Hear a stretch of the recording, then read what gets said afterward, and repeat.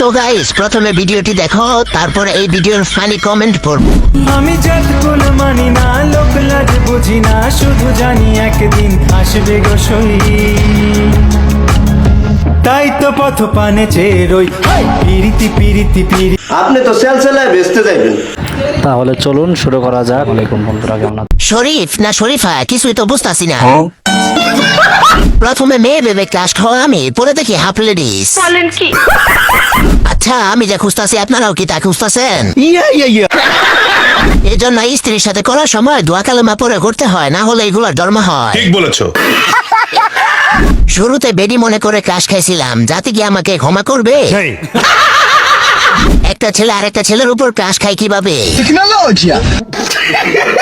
পৃথিবীর সব বেড়া মাইয়া হইলে আমরা বিয়া কারে করমু ভাই? কারা জানি খাইয়া দিল এই পাড়ায়।